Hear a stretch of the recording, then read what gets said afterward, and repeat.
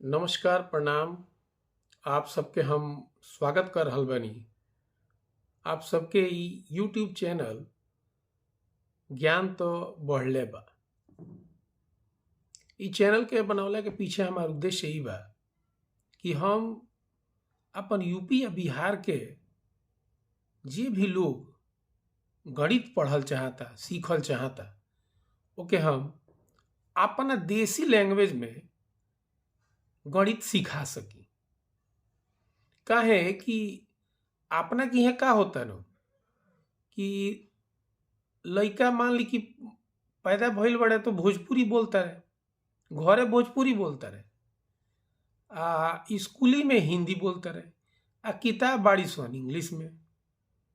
अब ई 3 गो लैंग्वेज के बीच में लइका एकदम भिलाइल बड़े, ना उनका हिंदी आवता बढ़िया से, ना इंग्लिश में पढ़ पावता रहे, ना गणित में लगा पावता रहे। इस समस्या के हम बड़ा नजदीक से देखले बानी, बहुत महसूस कैले बानी।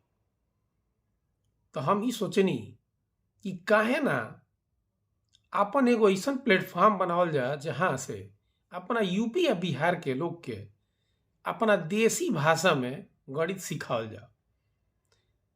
तो बस आज ई वीडियो बनावला के पीछे उद्देश्य ई बा कि हम रउआ लोग इनके बारे में सूचना दे दी।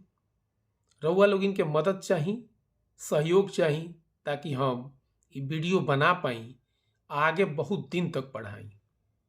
रउआ लोग इनके सेवा के भाव से ही हम चैनल बनौले बानी। इमें हमार कमैला के कौनो उद्देश्य नहीं है। हम बस ये चाहतनी कि हम एगो देसी अंदाज में खूब शानदार तरीके से गणित सिखाई, ताकि केहू बोर ना होखे और गणित पढ़े में मजा भी आवे। कैसन रही कमेंट में जरूर बताई।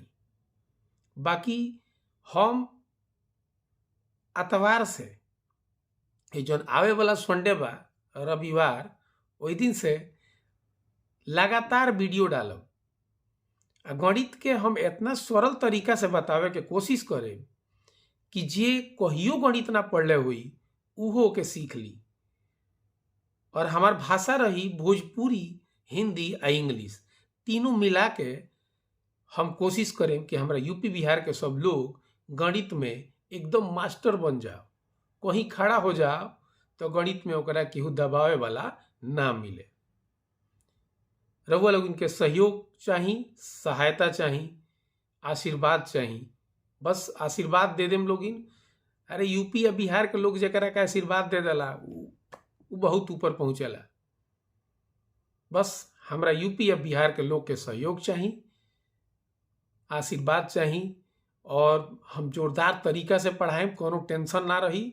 गणित हमरा बहुत बढ़िया आवेला, इमे कोनो शक नहीं है। ज्ञान तो बढ़ले बा, अब ज्ञान बांटे के बारी बा। रउआ सब हमार साथ दी। धन्यवाद, नमस्कार, शुभ रात्रि।